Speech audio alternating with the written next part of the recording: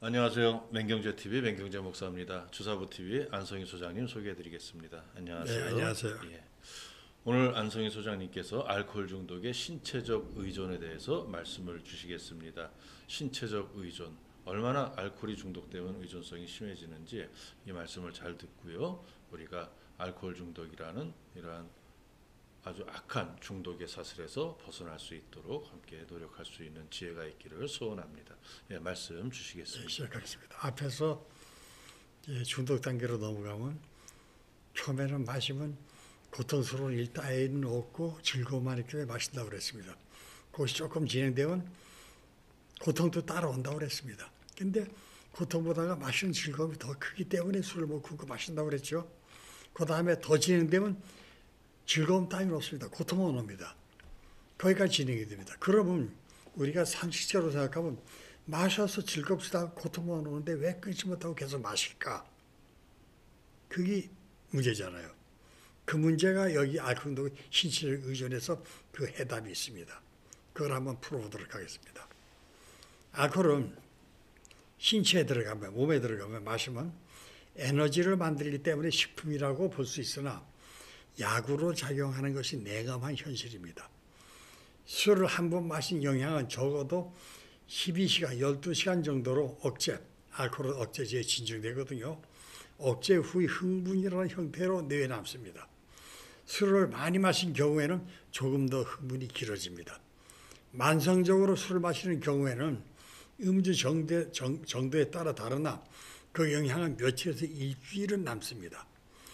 술을 두 번째 마실 때에는 첫 번째 마실 때보다 더 많은 양을 마시지 않으면 같은 정도의 취기가 오지 않습니다.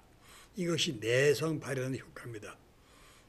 이 내성을 영어로 토러렌스라고 하며 견디는 힘을 의미합니다. 마시는 간격을 일주일을 넘기면 첫 번째 영향은 거의 사라지기 때문에 이 같은 내성 현상은 나타나지 않습니다. 그래서 의사들은 한 번 술을 마시고는 적어도 일주일은 쉬라고 가르치는 이유가 바로 여기에 있는 겁니다. 그러면 중독까지도 안 가거든요. 그러나 마시는 간격이 짧으면 바로 나타납니다. 알코올이 몸에 어떤 흔적을 남기는 것임에 틀림이 없습니다.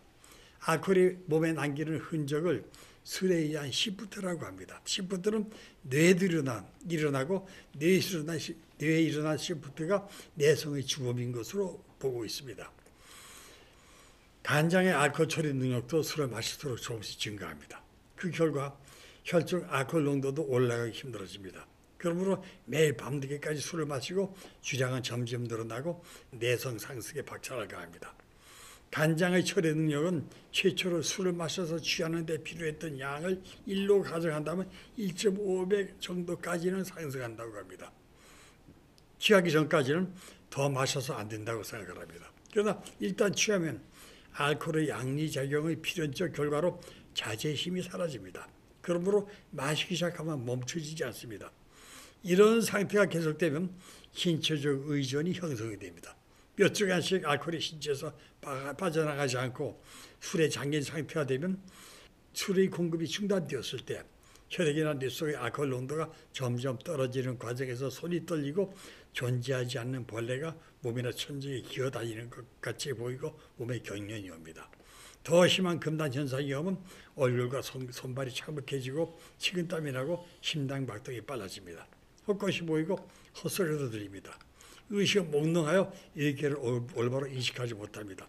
황당한 헛소리라고 이해할 수 없는 행동을 합니다. 이런 금단 증상은 퇴약 증후군, 즉 약물이 빠져나감으로써 생기는 증후군이라고도 합니다. 퇴약 증후군이라고도 합니다. 알코올에 빠지는 시간이 길고 알코올 농도가 높을수록 금단 증상이 강하게 나타납니다. 이런 금단 증상은 환자들에게 고통을 줄 뿐만 아니라 위험합니다. 이런 상태에서는 식사도 못하고 물도 마시지 못합니다. 난폭해져서 상처를 입기도 합니다. 탈수 방지를 위해서 링거를 주사해야 하나 날뛰기 때문에 그것도 불가능합니다. 이런 이유로 환자의 체력은 급격히 소모되고 생명까지 위험하게 됩니다. 이런 금단은 술에 익숙한 신체가 술 없는 신체로 변해가는 과정에서 겪어야 하는 통과 의례로 치부할 수도 있습니다. 그러나 문제가 될 것은 일단 금단 현상에 보면 술 끊기가 더욱 어려워진다는 데 있습니다.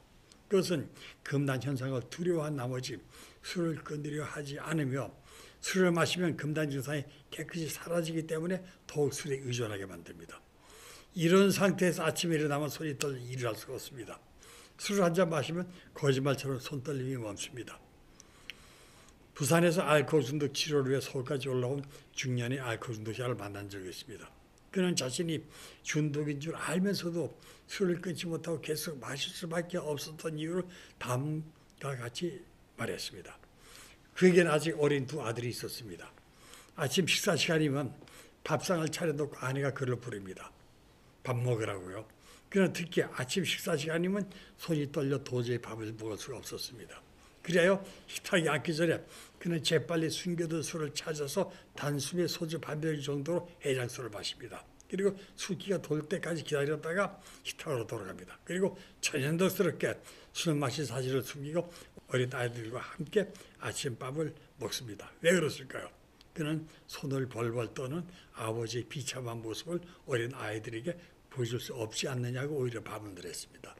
이런 극심한 손떨림도 독한 술 한 잔이면 거짓말처럼 사라집니다. 창자까지 올라올 것 같은 헛구역질과 타는 듯한 조갈도 해장술 한 잔이면 씻은 듯 사라집니다. 신체적 의존이 완성된 겁니다. 이때 마시는 술 한 잔, 즉 해장술이 알코올이 만든 병의 임시 치료하게 된다는 역설, 술에 의한 변화가 술로 해소되는 겁니다. 저도 알코올 중독 말기에 이르렀을 때 신체적 의존 상태에서 일을 할 수 없었습니다. 손떨림이 극심한 상태에서 도저히 일을 할 수 없었습니다. 그래서 하는 수 없이 출근부에 도장을 찍고 잠시 밖으로 빠져나갑니다. 그리고 소주 한 병을 사서 반 병으로 해장술을 마시고 술 냄새를 지우려고 껌을 사서 씹으며 사무실로 돌아갑니다. 그래야 떨리던 손이 풀려 일을 할 수 있었습니다. 점심 무렵에 알코올기가 사라지면 다시 손떨림이 시작됩니다. 그래야 알코올 중독자로서 낮술 마시는 모습을 중독자들에게 감추려고 혼자 직장에서 멀리 떨어진 곳에 식당을 찾아 반주와 함께 점심을 먹었습니다. 이렇게 금단 증상이 생긴 상태에서의 몸은 수없이 지탱이 되지 않습니다. 이걸 신체적 의존이라고 합니다. 여기까지 마치도록 하겠습니다. 예, 말씀 잘 들었습니다. 신체적 의존 상태까지 이르면은 참 그 삶이 많이 파괴되고 굉장히 주변 사람들까지 이제 뭐 알게 되겠죠. 그 어디까지 숨길 수 있겠습니까? 꼬리가 길면 밟힌다고 했는데 이러한 상황이 되지 않도록 우리가 알코올을 좀 지혜롭게 다룰 수 있는 그러한 우리 삶의 지혜가 필요한 것 같습니다. 무엇보다도요 믿음이 있으면 알코올 끊을 수 있습니다. 예, 오늘 말씀 감사합니다. 네, 감사합니다.